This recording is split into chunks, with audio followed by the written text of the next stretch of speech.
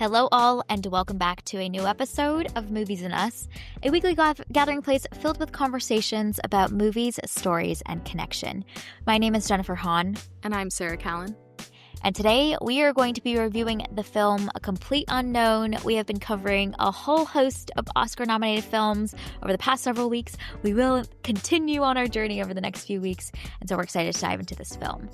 But also, we are not alone this week. We're joined by a special guest. You've heard him on the pod a couple of times at this point. Friend of the pod, Michael, is back, y'all. Michael, do you want to introduce yourself?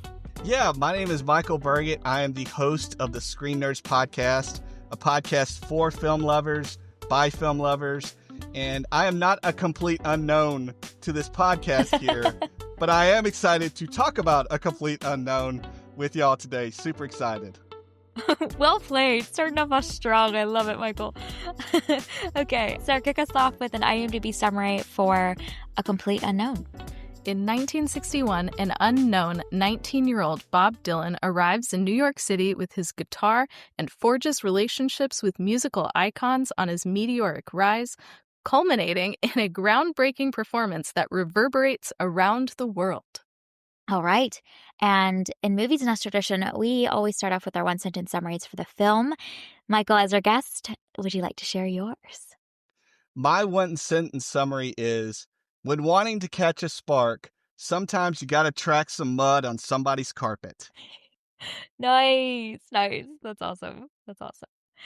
Yeah. Sarah, what is your one-sentence summary for A Complete Unknown? Mine is, you can be a jerk if you're also a genius. Yeah, applicable in just the way life in the world works in general. That's great. My one-sentence summary is, Timmy's 2-hour Bob Dylan cover band concert extravaganza. Oh man, I'm such a sucker for alliteration. That was great.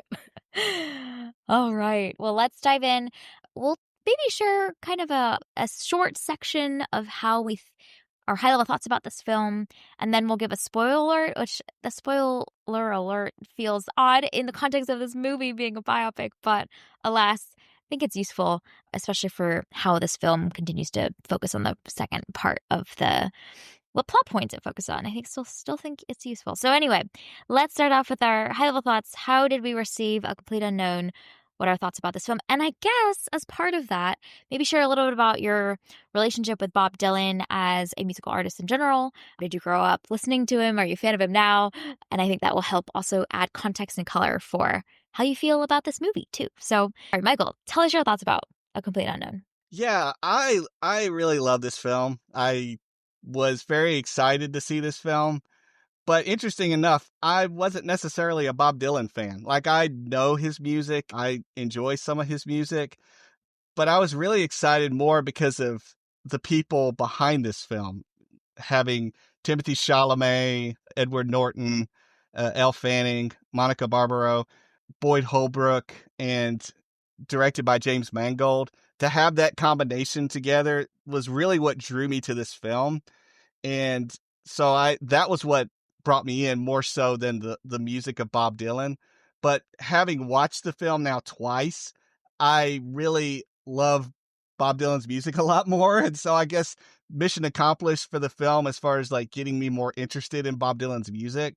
But I think it was the cast and the crew that initially drew me to this film. And that was really the selling point. And then the music is kind of what kept me into it, I guess, more than anything. So yeah, I was hyped about seeing this film, came out of it loving it, and it really is a testament to the work that was put into it. Yeah, mission accomplished for sure. I mean, this film essentially got you good, and reeled you in. And so that is such a testament to the power of this movie being able to have that effect on you. So that's really fascinating to see. Sarah, what are your thoughts about A Complete Unknown? How did you receive this film? Yeah, for me, it's fine. I don't, it's just, it's there. It exists. It was an entertaining 2+ hours. And then I walked away thinking that Bob Dylan was a jerk and a genius. And that was it. I don't have like a big connection to Bob Dylan or his music.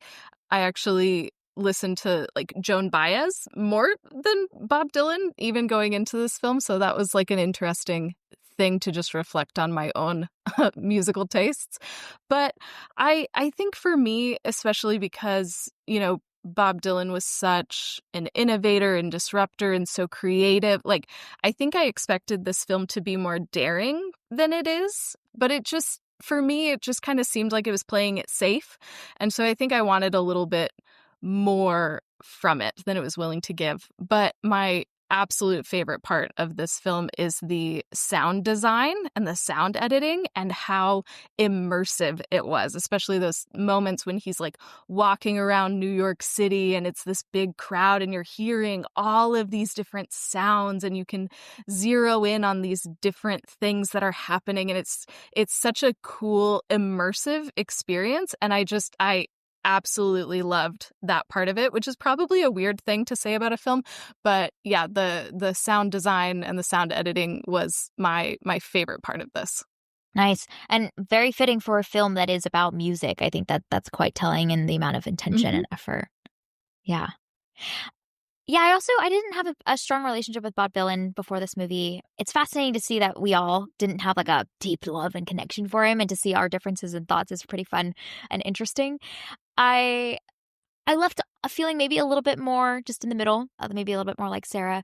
I think in general, where my thoughts have wandered to most after watching this film is how different it feels compared to other biopics that we've gotten in the past years about incredibly famous musical artists, specifically male musical artists. Like we've the whole Elton John biopic, and there's one around Freddie Mercury. There's so many of these, and to see this film attempt to do a little bit more of a nuanced portrayal and a more balanced portrayal that doesn't lean heavily into melodrama is I think really interesting to think about. And so I thought that was a fascinating aspect of this film. And there's something about this going from a nobody to somebody, the nothing to something story that I think is inherently so exciting for us as American audiences, and that rise to fame and influence coming from humble roots and being kind of unknown to the hats off to this title and of this film is quite interesting to see how that resonates so much. So I think that's an interesting aspect of this film. And then Michael, you mentioned the work that went into this film, and I think that was also fascinating and unique to read about, is just how much training and preparation and effort many of these actors and this team spent to bring these songs to life, and to, for example, for Timmy to sing them live versus pre-recorded and to learn how to play so many of these instruments, I think that resonates. And I think that is very clear and apparent. And the work that went in is really paying off with some great fruit here. So I think that was notable too, because a lot of times they just do some audio mixing and do some hand wavy stuff to try and make these actors sound great. And I think you can really feel the difference. It's a little bit like CGI, special effects versus doing practical effects. We as the audiences can really sense a difference. Yeah, and it goes back to, for me, being super excited about this film because James Mangold was directing it, and he also directed Walk the Line, another musical biopic by Johnny Cash. And the same kind of elements that were in that film, I feel like kind of transferred into this film as well, with having actors that could not only act the parts, but could also sing and play instruments and do all that work. And you could really tell the effort and the heart that was put into it with this film, because you had Timothée Chalamet, spend 5 years. It was read in interviews that he was working on this project. This was kind of one of his like passion projects that he wanted to be a part of. And so he put in that effort.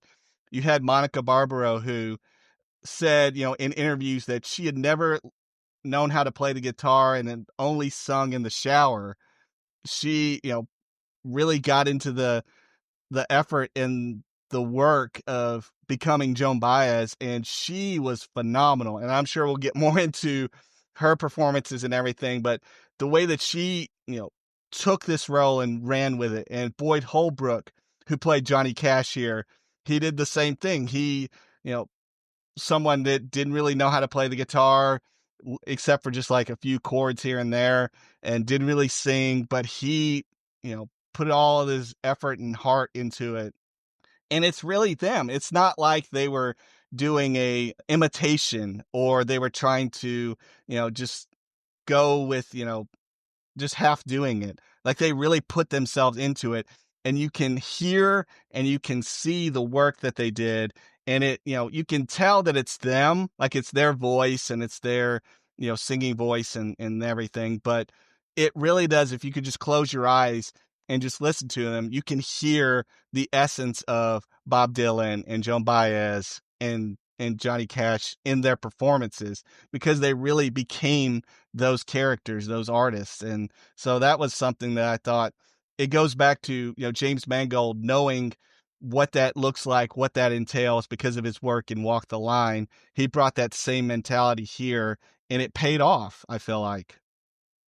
Yeah, and this also goes back to a point that Sarah made around the sound design, is that because so many of the performances are sung live versus pre-recorded and then kind of lip-synced in the filming of the scenes, that you can feel the way that the audio production can capture those nuances of their voice and have it feel really round and full instead of being kind of digitally recorded in a studio somewhere set to the track, but like maybe feels a little bit jarring or out of place when they're singing to a crowd, like outside.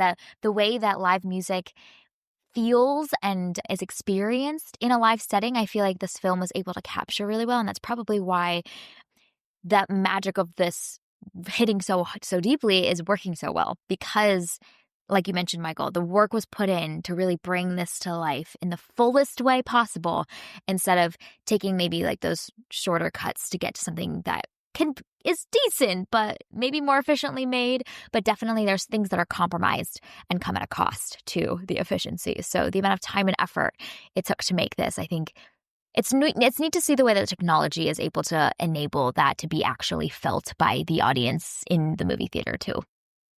Yeah, there was another story that I'd read about James Mangold in the process of developing this film.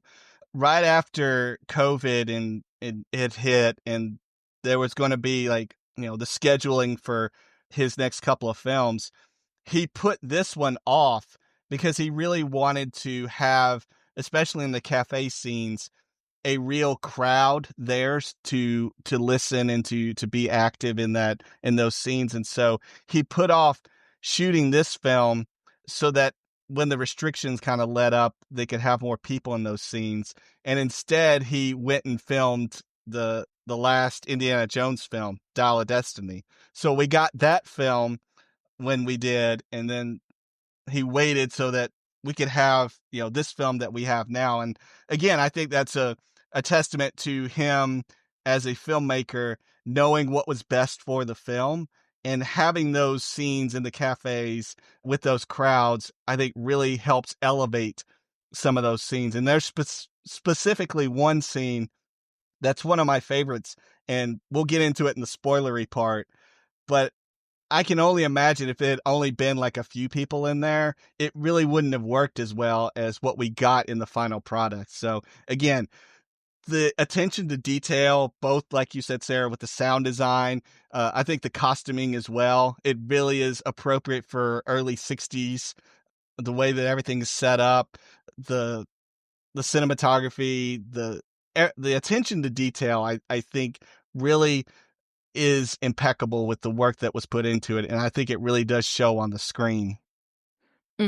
Yeah, this film is really immersive, and I think it's all of those technical pieces and those really important creative choices, like having extras in the background, that really help simulate that for us, and you feel like you are right there with the characters watching these performances. Which this thought has come so frequently because we've gotten such a slew of biopics around musical artists that were really prominent in the decades past, right? Especially for the older generation. And it just made me think about, like, what is it about this type of film that is so satisfying for us and so meaningful to, like, kind of have the past and these iconic figures brought to life. Like something about that is satisfying and comforting for us, I think. And it's kind of a funny thought to imagine us in like, you know, 20, 30, 40 years watching like a Taylor Swift biopic, you know what I mean? Or like the rise of Beyonce, and that feeling like it's taking us back to a different time, a different era. And I think in general, obviously, nostalgia is a powerful force in the way that we tell stories and bring people and environments to life from the past. You know, the slew of remakes and sequels that we've gotten lately of iconic films of the past, the Top Guns, the Matrix. You know, I think there's something about revisiting the past and feeling like you're traveling back in time to a different day feels comforting for us as humans living in a chaotic and tumultuous time. And so that was also running through my mind watching this film. And to both of your point, like bringing that essence to life, the vibe of what life was like back then, down to like fashion and style, the way that the streets looked, the way that people interacted with each other and spoke to each other is also part of that immersion, I think, for this film. Yeah, and I think one thing as far as like, the proliferance of musical biopics, specifically of late, I was reminded of the fact that, in this past year, there were three counting this film. There was Back to Black, or Back in Black, or Back to Black, the Amy Winehouse film, and Better Man, which is the Robbie Williams biopic, which, I mean, it's the anthropomorphic monkey film, if you don't know about that film. And then you have this film, and there are three completely different, completely, unique musical biopics, but they all tell their stories in a different way. Obviously, the Amy Winehouse one is the more tragic one because her story is more tragic.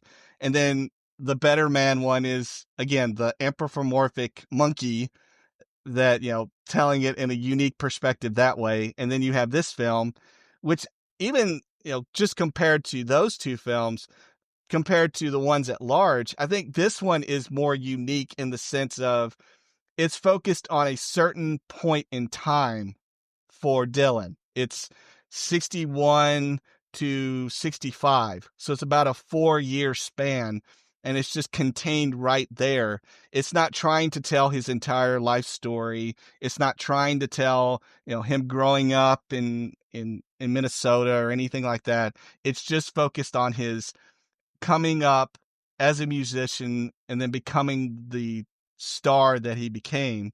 And it really is kind of focused on that. And it's also the fact of he really doesn't have that kind of tragic figure in his story. He doesn't really get into falling into addiction of drugs or alcohol or anything like that. So there really isn't that kind of part of his story that is typical in a lot of these musical biopics. So the fact that it's really kind of self-contained and it's more just the evolution of his journey as a musician, I think makes it unique as a film, and it makes it something that almost is, a little more accessible to a lot of people because a lot of people don't necessarily have the celebrity part of it, and especially don't necessarily always have the addiction part, but they have that journey of growing and maturing, or, having those journeys of, in their lives as they go about, becoming an adult and becoming, more mature, or just finding themselves as a person, as they get older. I think that's something that's everybody can find it more relatable than, I guess, sometimes the musical biopics of, the wild and crazy people like the Elton Johns or like the Freddie Mercurys or those type. And this film, because, he hasn't had this like tragic end, it doesn't lean into this like melodramatic tragedy stuff that I feel like we also see in a lot of biopics. And obviously, like, a lot of these stars are dealing with very difficult topics, and some of them do end very tragically. But it's interesting to watch this and not have that like layer of gloss and like obsession with tragedy that we sometimes see in this film. So that's also a kind of interesting differentiator. Yeah, and I think the other part of his story that is relatable for a lot of us is like embracing and being bold in following what you believe is right. And for him it's that creative freedom, that musical freedom to explore and not be constrained by the limitations or even the desires of like the powers that be, whatever that looks like in our lives, right? And I think everybody feels the constraints and the ways that systems and established organizations or prior ways of doing things really feel like limiting factors. And we're constantly facing this dilemma of when and how to advocate for what we believe is something that could be really great, while also respecting and honoring the systems and established ideals that we are operating within. And I think that push pull and the way that he navigates that is part of him and his story. And I really love the ending, which we'll get to in spoiler territory, which we should probably give a spoiler alert soon. But I think that ending does such a great job of showing what that balance looks like, but ultimately staying true to your convictions about something that could be birthed, that is new and kind of not really received fully by the community, but could be really revolutionary. So this is a good time to give a spoiler alert, shall we? I also want to hear about, Michael, what your favorite scene was that you mentioned earlier. So if you haven't watched A Complete Unknown yet, we recommend checking it out before listening to the rest of this conversation. This is your spoiler alert. Okay. Michael, do you want to share about the scene that particularly stood out to you that you really loved? I think you'd mentioned it earlier. I'm curious. Yeah, there's actually 3 scenes that are, Perfect. to me, really kind of iconic for the film for me, and they're all musical scenes too, obviously, but they're all concert kind of scenes. The first one is the cafe at the open mic night where we get introduced to Joan Baez. That one I really love, uh, in part because we get the kind of the debut for Bob as in the community, as far as like to this audience and to their, finding out who he is and everything. And but really the iconic part is Joan in her singing The House of the Rising Sun. And she starts off with the guitar and it's just beautiful and everything, but then she pushes the microphone away and she sings the rest of it a cappella. And it just, every time I hear it, and I go back listening to the song on YouTube, just hearing her voice, and it's just so beautiful and so powerful. And Monica's performance here is just tremendous with how she really just carries that scene. And I was reminded of Perfect Days and how that song is used in that film.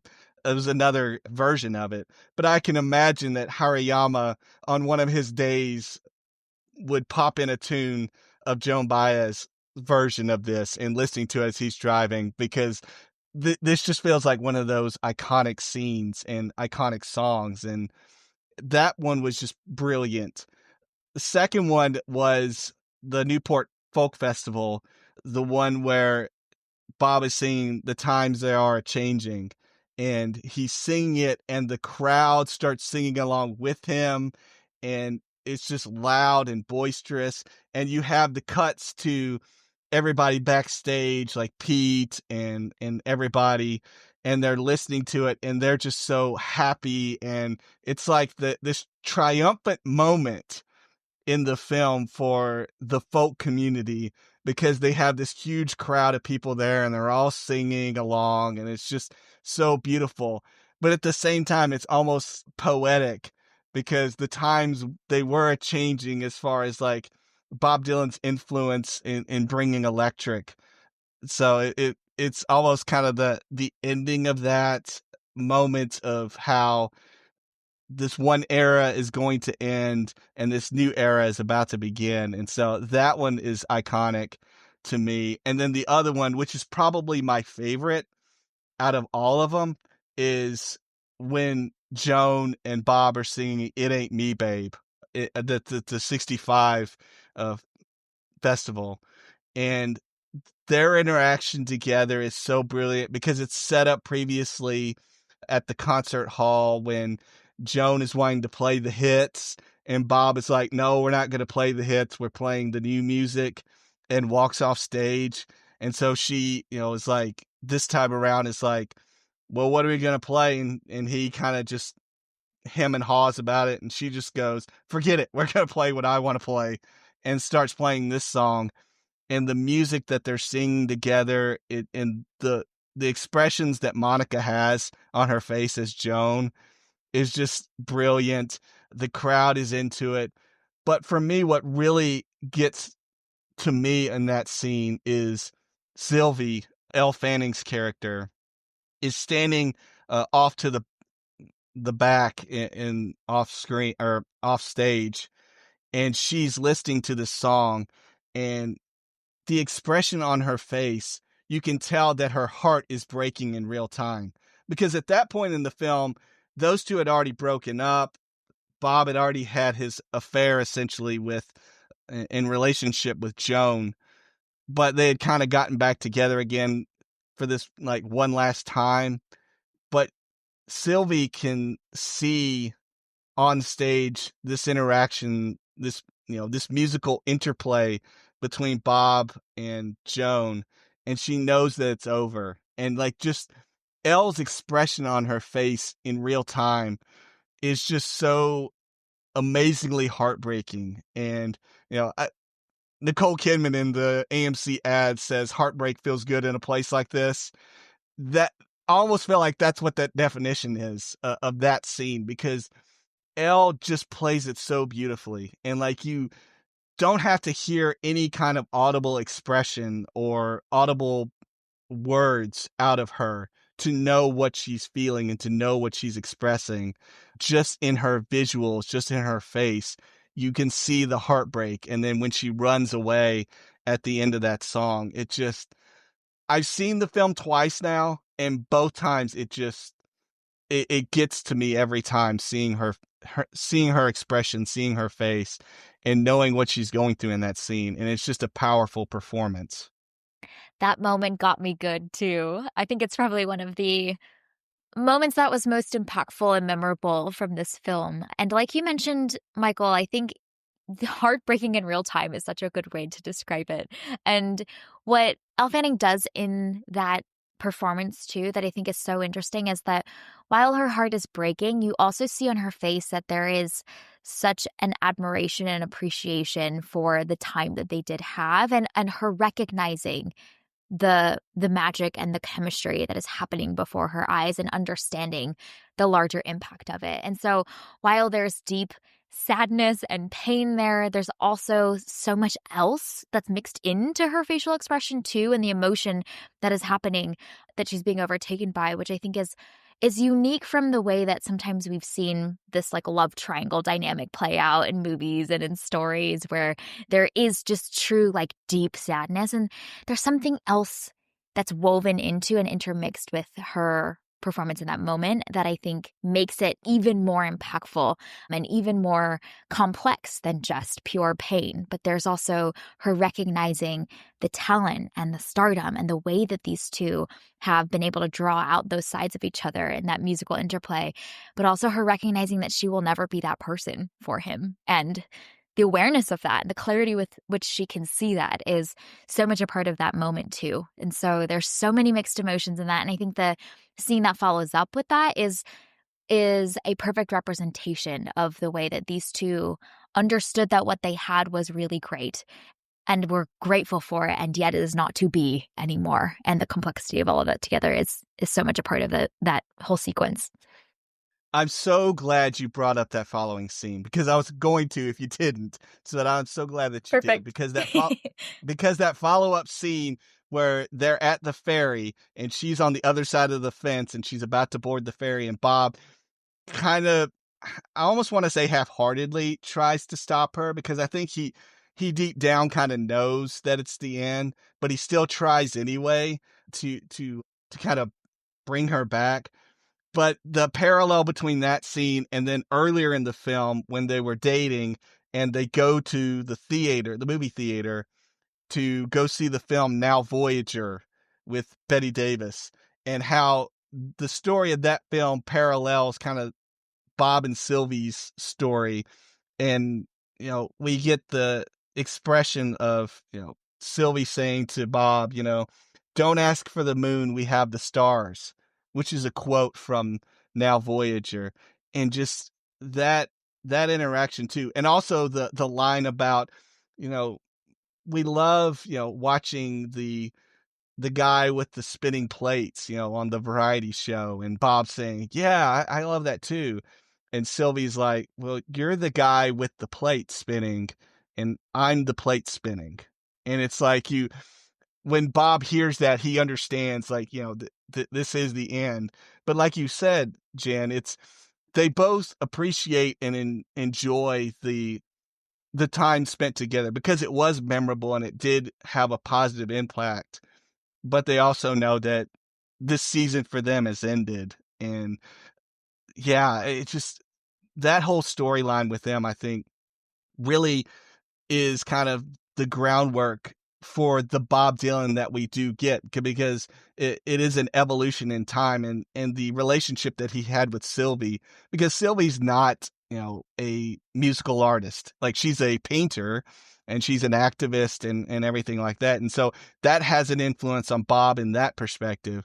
But, she doesn't play an instrument. She doesn't sing, but yet she still has a important part to play in Bob Dylan's life. And I think that, obviously this is a fictional account. Like, it's not, the real person is not who Elle Fanning plays. It's a fictionalized version, but it still is an important player in Bob Dylan's life and who he becomes. Yeah, I really loved that line that she says about being the plate.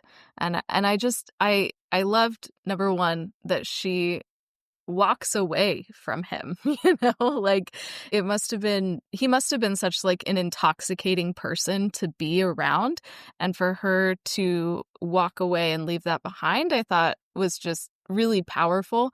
And she she is able to, like you were saying, Michael, speak to him in a way that he can understand, and it's not this, like, melodramatic break, and she's not staying to, be the wife while he has all of these affairs. Like, no, she is choosing herself and she is walking away, and she's making it clear to him why she is doing that, and clearly helping him to understand, like, hey, this is how I feel. This is why I'm leaving. I'm gone. And I thought that that was so unique and so different than what we see in a lot of stories like this. I think that's one thing that's a fascinating part of this film, is that while it is a Bob Dylan movie, and he is very much the centerpiece of it, the film gives a lot more time to showcasing these two women than I expected the film to. And the way that these two women are such foils for each other, and what they are able to, their strengths, their giftings, the way that they are able to relate with Bob Dylan in this movie is so different. And you can see how what they can each provide is kind of the opposite of the other. So obviously with Joan, there is such a chemistry in their talent. And I love the way that you described this, Michael, around the musical interplay between the two of them, drawing out that creativity in their craft together. But there's a lot that Sylvie provides for Bob Dylan that is so different from Joan. There's a stability, there's an affection, there's a continuous, like, unending support for him, and also willing to call him out sometimes and open him up in vulnerability that you see from the very beginning of the relationship she's doing. And so I think that's a fascinating kind of dimension of this film, is showcasing the women in this man's life that is obviously an iconic figure and has done so much for the world of music, but how much he is made up of the people in his life, including these two women that were so much a part of his early days and those formative years for him in shaping who he was. And so I was pleasantly surprised at how much more of the women there is in this movie, and especially how much more complex that they are portrayed versus maybe a more thin, shallow, archetypal portrayal of them where there isn't as much to work with. So the kind of dimensionality of the women was a surprising part of this film that I was pleased by. Yeah, and I love the fact that they can give as much as they can take. I think that's one of the things that really stood out from Elle and Monica's performances is that, yeah, Bob can be a lot to handle, and yeah, Bob can throw a lot out there, but they could take it just as well and give it right back. One of the things that, and I mentioned earlier about the fact of how this film is kind of contained in the fact that it's only about the 4 years or whatever. All that we get of Bob's past is the stories that he tells about how he learned to play guitar in the carnival and how it would travel around. And, a lot of the people just kind of take it at face value, or, they kind of believe him. But Sylvie and Joan really don't. Like Sylvie, at one point, the one scene where, she gets kind of mad at Bob for not really talking about his past after the package had come with the picture book and all the notes and everything of his past, addressed to Robert Zimmerman. And she, gets mad at him, and it's like, you don't talk about your past. You don't talk about, what you do and, or where you come from or anything like that. And Bob has the one line where he says, "People make up their past, Sylvie. They remember what they want. They forget the rest." And I feel like that line does like a dual thing. It first kind of explains why we don't get into Bob's past in the film. It's like, well, Bob just makes it up. Like he talks about, going and working in the carnivals and doing that. And that's his past that he wants people to see, because he doesn't want to talk about, growing up in Minnesota and in the Midwest like that. Like he just wants that to be in the past, and he just wants to focus on the present. But I also think too that having that gives him that kind of easy entry into people's, lives, where it can just be like, yeah, let's, it's just a funny way of describing his past where he doesn't have to, expose himself. Whereas the people in his life, like Sylvie and Joan, who are, in a relationship with him, want to go deeper. And, when they hear this story, they call him out. It's like, Joan's like, you didn't play, you didn't learn guitar. It's like, I learned to play guitar by lessons, like how you actually learn how to play. And so it's like, I love the fact that they just, when Bob kind of gives those kind of flippant remarks and stuff like that, like they will immediately push back on him. And Bob respects them too. So it's not like it's, he completely dismisses them when they, come back at him for stuff, but like he respects them in them doing that to him. I love the whole sequence of her calling him out on him shutting himself down, and kind of being closed off. And you're right, we don't know everything that happens beforehand in his life. And I think it is notable that you mentioned that, Michael, because a lot of times biopics, and especially, films that focus on like one person's life, will often start from like where their roots are from. Like you get the little like short segment at the beginning of their childhood, and then they grow up, and then you kind of focus somewhere else in their life stage, but you always get something. And for us as the viewer in this film, we in a lot of ways are like Sylvie. We don't get that full lived experience of who this man is leading up to this point. We kind of are thrown in, and we meet him around the same time that Sylvie does. And so we also feel the mystery of who he is leading up until this point, and wondering what has shaped him in the same way that she is. And I love that she tells him so clearly that, like, of course your past shapes you. Like, what are you talking about, my dude? Like everything that you've gone through has formed who you are. What you do with it is also part of the equation, but she's calling him out on his kind of dismissal and lack of willingness to reveal those things to her. And so I think that is a big part of his journey, his trajectory. And, the fact that the film chooses to spend quite a decent amount of screen time on that whole conversation is notable as well. Like they see that conversation between the two of them is a key moment or a key part of the larger arc for Bob Dylan as a character and who he becomes. And so they spend a decent amount of time in that scene, which I think is also significant. I think in general with biopics, it's always so fun to see where in a 2-hour experience, all of the time is given to, because you only have so much time and certain scenes and moments of a person's life to showcase. And so the film inherently, by choosing to focus on certain areas, is making a stance on what they believe is most pivotal and most influential to include. And I think that's always fascinating to see. So notable that they spend quite a bit of time on that scene.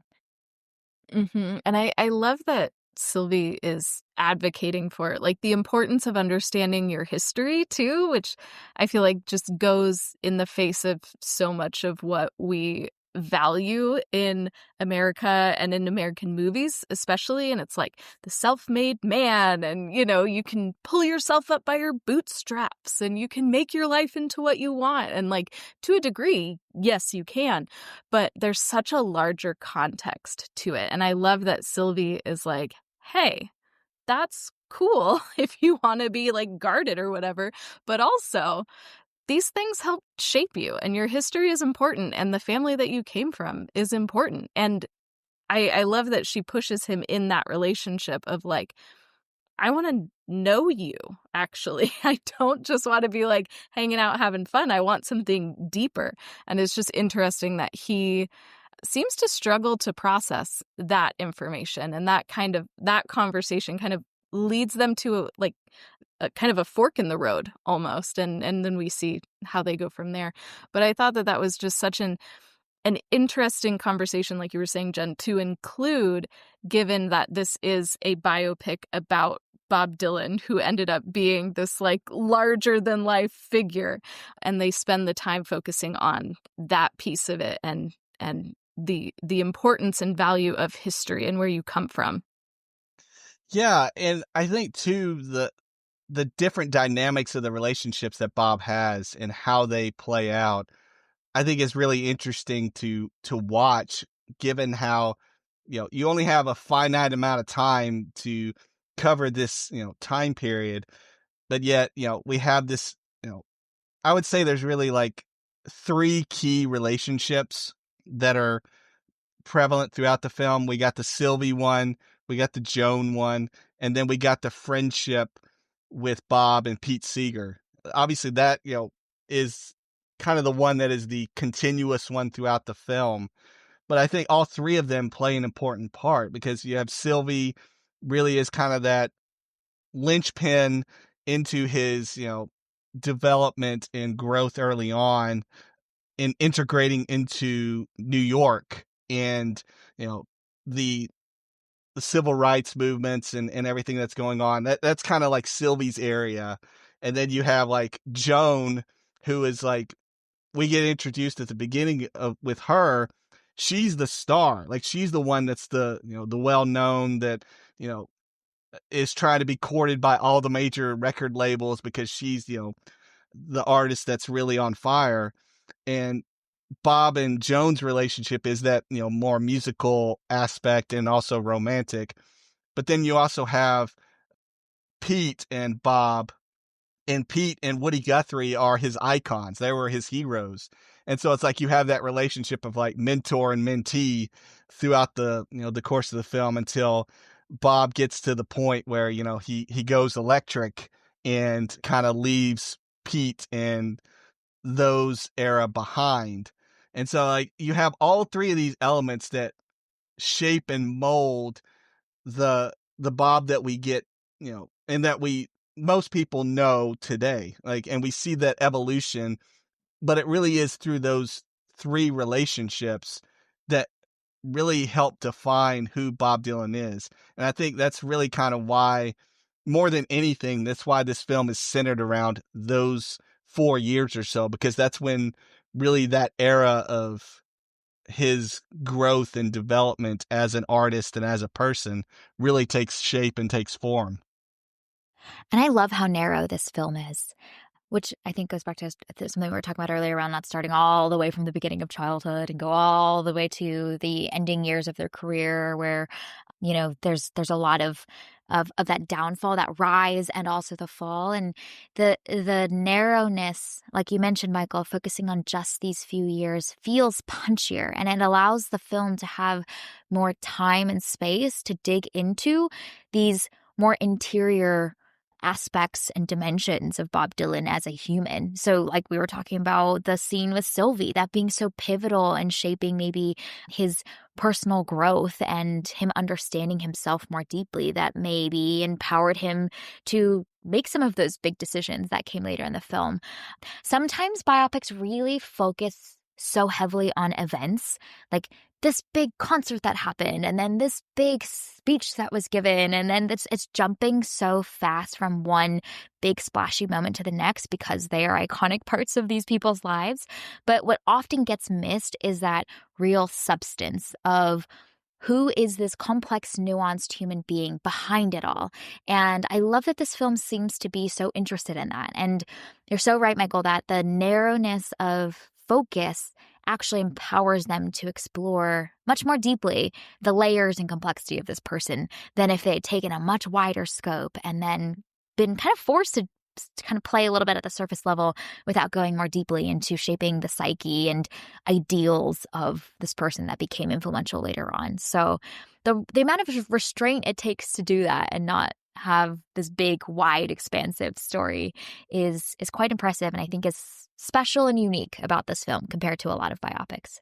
Yeah, I mean, we do get the iconic moments. We get the iconic concerts, especially the '65 Newport Folk Festival, where Dylan goes electric and shocks everybody, and that really kind of turns the page on his career and everything.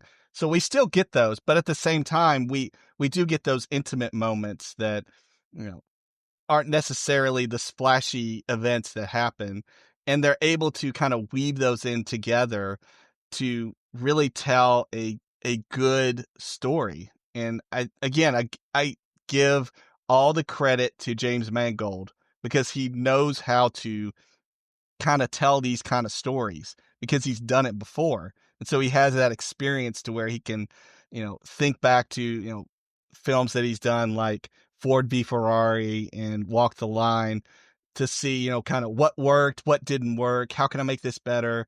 And I feel like that this film is a benefit of those previous films because not only is, he has that experience from those films, but he also has, this this history and this story of Dylan himself that he can rely on and working it all together to come up with, what we have on the screen. And I think that really speaks to, I already said it again, the talent of, that was working on it and the people behind it and the passion that they had for it. Because it's one thing to have a great story, but you don't have the people that buy into it.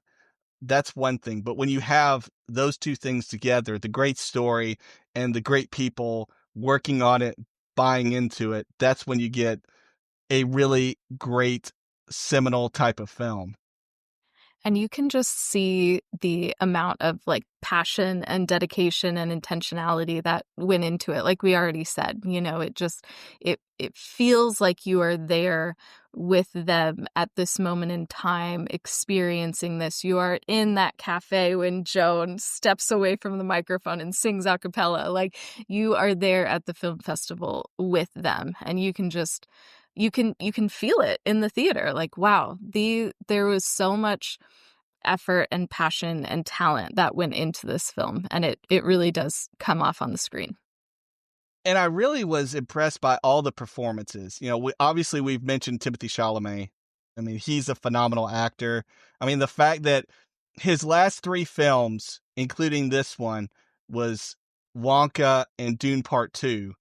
And, he carried all three of those films, and they're all really successful. And, the fact that, two out of those three are nominated for Best Picture, I think goes a lot into the work that he does and everything that goes along with it. Obviously, we've gushed so much about Elle Fanning, and it's ironic when I had my out of the theater review of this film, I mentioned how I thought the underrated MVP was Monica Barbaro because I thought, well, everybody's going to talk about Elle and what she did, and probably not as many people are going to talk about Monica and her performance as Joan. But it's the opposite. Like everybody, and rightly so, is talking about Monica's performance as Joan because she was phenomenal. But like not many people are talking about Elle's performance, and she was tremendous. I mean, we've talked so much about, how she is, you know, phenomenal in her performance and what she did and how she acted alongside Timothy and really kind of having that give and take and as Sylvie to Bob, her performance was phenomenal. Edward Norton as Pete Seeger, you know, this is for me, I felt like this is very much a out of character type for Edward Norton because he feels so much like a serene kind of down to earth kind of character. Like he has his moments where he, stands up in court because they, have this trumped up charge on him because he was, wanting to sing this song. But really, for the most part, Pete is kind of a, mentor figure to Bob. And I thought Edward's performance is very subdued, but even still, it's like it's a great performance from him. But even like the secondary characters, like Dan Fogler as Albert Grossman, the agent, he was great in his performance and kind of, being that mouthpiece to the studios and to the record labels for Bob and being kind of a friend too. Just great performance by Dan Fogler and uh, Scoot McNairy as Woody Guthrie, which to me that performance was tremendously phenomenal, for lack of a better term, because he had no speaking parts because he was playing Woody at a part where he's laid up in the hospital. He can't speak. He's had a stroke, and so he's having to convey emotions and to convey what he's thinking and feeling through like tapping on the dresser or tapping on Woody or Pete, or Pete or Bob, and just like grunting. Like that performance by Scoot McNairy, I don't think really anybody's talking about that, but that's really, really difficult and hard for an actor to do. And I thought his performance there was just impressive. And then Boyd Holbrook as Johnny Cash is just, there's so much fun with that. And I'm a huge Johnny Cash fan. And so, when I saw this performance by Boyd, I thought it was really well done. Almost even more so better than Joaquin Phoenix did in Walk the Line. Because I feel like Boyd really embodied Johnny here. And again, this is, a very short time period that we experience Johnny alongside Bob. But it just felt like Boyd was really kind of who Johnny was at that period, making those kind of funny comments about, you got to track some mud on somebody's carpet, just kind of being that kind of sounding board and mentor in some ways to Bob as Bob is becoming that superstar. Johnny's experienced that. And so Boyd's performance is just really well done. And I'm reminded of the one scene, and it made me cringe when I was watching it because it was like, I really felt bad for the car.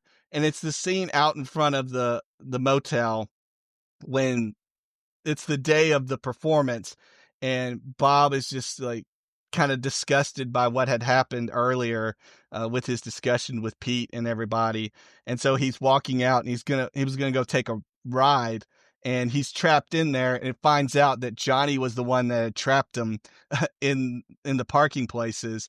And Johnny's drunk and he's just like, kind of stumbling around, but he's not like angry drunk. He's kind of like goofy drunk. And so like he like offers them a bugle at one point. Bob asks for some cigarettes and Johnny just gives him the whole pack. And Bob's, talking about kind of what's going on with, them not wanting him to play electric. And Johnny's just like, I want to hear you play. But really the scene that makes me cringe is like, he's going to go get in the car. And it's this like really classic vintage, now vintage car. And it's kind of sideways. And so it's like, how in the world is he going to get out of this? And he backs up the car and it runs into the one car and you hear the loud crunch. And again, Sarah, the sound editing is perfect for this because you feel that crunching of the cars and it just made me cringe. And then he puts it in drive and then he runs and hits the other car and I cringe again. And again, it's the sound editing and the the scene of it is just so perfect, and Boyd just plays it beautifully. And I felt like it actually was Johnny Cash there, and when he was singing as well in the concert scenes, he plays it so beautifully, and just gosh, there's so many great performances, and this cast is phenomenal, and there's so many people to give shout outs to, and just the time does not permit all of the greatness of this cast. Yeah, I loved Boyd Holbrook as Johnny Cash. I thought that that was so good. But I just want to times two everything you said about Scoot McNairy. I feel like he does not get enough praise and attention because he always brings it. I don't know that I've ever seen a bad performance from him.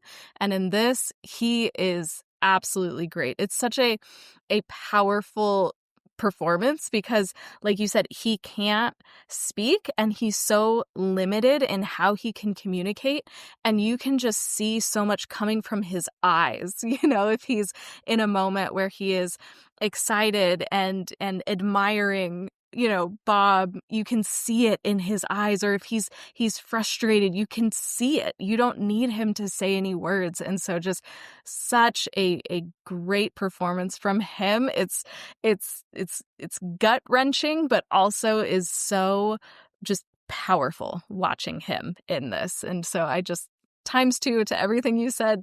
Everybody needs to pay more attention to his just very great performance as Woody Guthrie. He also is like the emotional springboard for this movie in a lot of ways. The film starts with Bob Dylan coming to play for him and seeing something in him. And so that landing well is kind of the root source of the rest of the film too, to springboard us into the rest of the journey that we go on. So that landing perfectly, tonally, I think is key to this film working so effectively. Okay, any other last big things that we wanted to mention about A Complete Unknown before we wrap? There's two things. One's a question, and one is just an observation from earlier in the film. And this was something I caught during my second watch of the film. And it's the scene early on after Bob and Pete had been at Woody Guthrie's hospital room, and Pete is driving Bob back to his house to stay the night. And Bob turns on the radio, and he's kind of going through the different stations and listening. And they have this conversation between the two of them about music and musical tastes, musical interests. And they have kind of a discussion about, what's real music, what's not.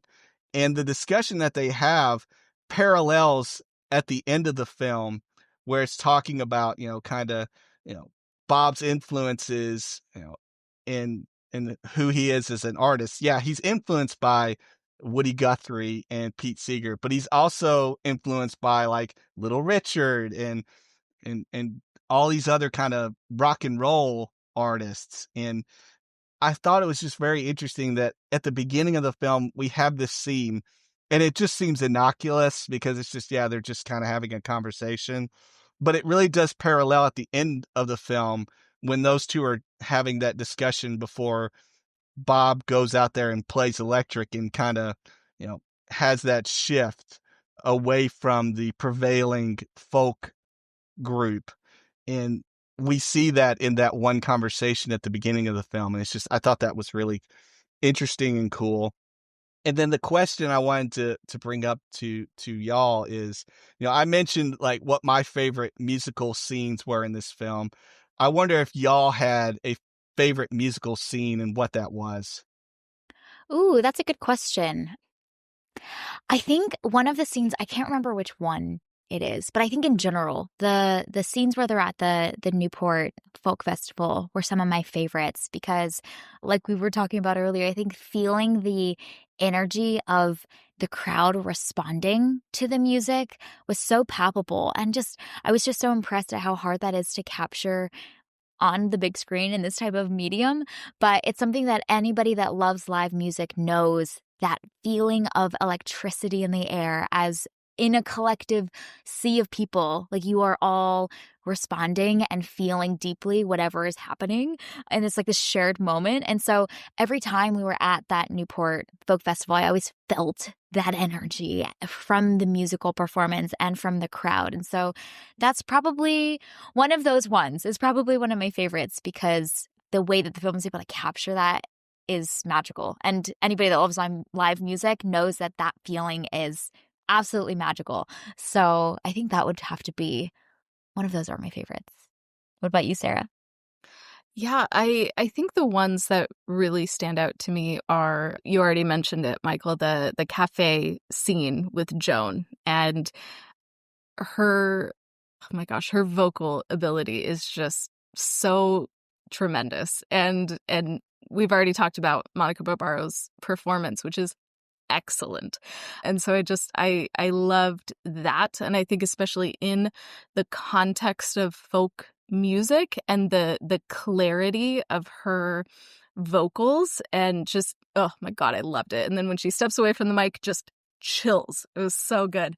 And then the other part that I loved is at when Pete is doing his little family TV episode, his little TV segment, and they all start playing together, and you see this fun like interplaying of genre and interpretation, and I love seeing that. I think with movies or music, genre is a really interesting thing, and I enjoy seeing when artists are going to push the boundaries of those things and not stick in the normal lanes that there are to run. And so you start to see a little bit more of that when all three of them are playing, and they have these different sounds and these different styles that they're bringing, but they're all complementary together. So I found that to be really fun as well.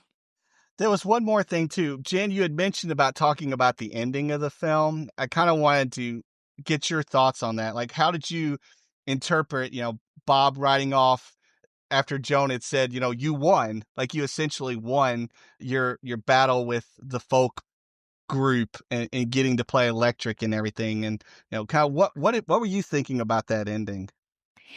Yeah.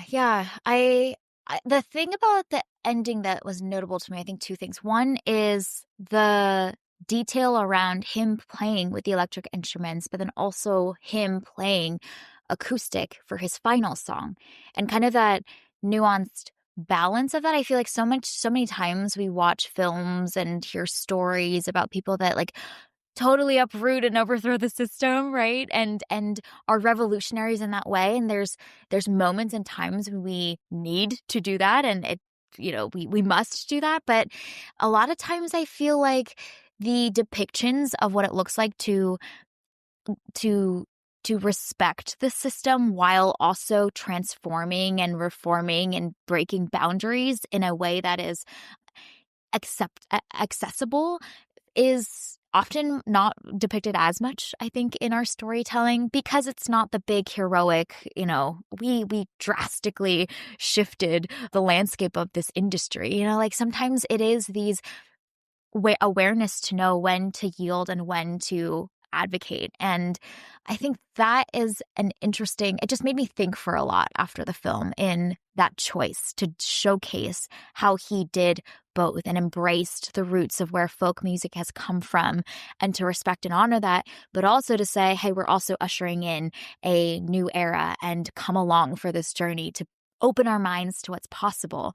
And oftentimes I think, our makeup tends to fall and align to one side or the other, of like being really strong traditionalists and wanting to honor our roots and where we came from.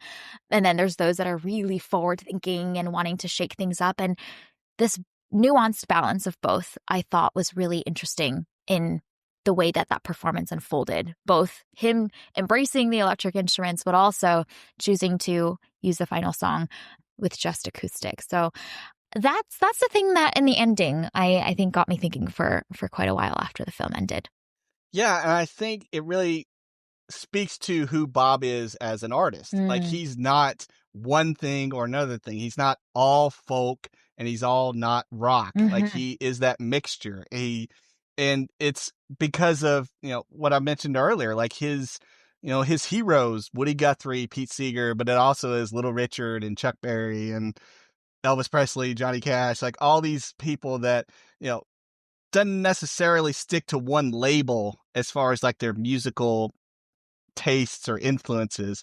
And I think for Bob, that really kind of is, he just wants to dabble and paint with all these different paints in making his art. Yeah. And, if it comes from one area, that's great. And if it comes from another area, that's great. And he just kind of wants to do his thing. And, we see at the end, like, he doesn't answer Joan when he says, are you she asks, are you happy that you won?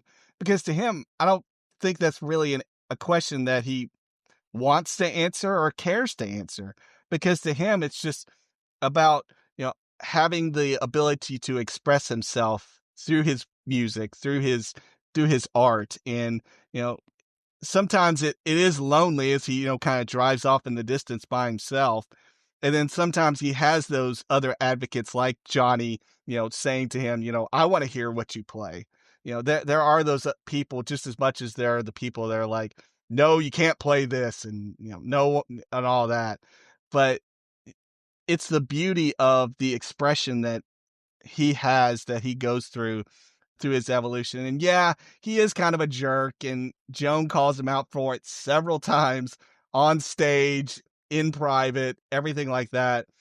But it's a part of who Bob is. And, as much as we, love and enjoy the good parts of him, there is the human element to him as well. And I think I appreciate that this film doesn't lionize him and also doesn't like completely bash him. It just presents him as who he is. And he has some great parts to him, and he has some really bad parts to him, just like anybody has. Like, we all have our good parts and we all have our bad parts, but we are who we are. And it's through our influences, through our backgrounds, through who we are growing up, and the people that we interact with makes us who we are. And I think that's what Bob Dylan is. And I think that's one of the reasons why a lot of people can accept and appreciate this film, because it's very much relatable. That was so good.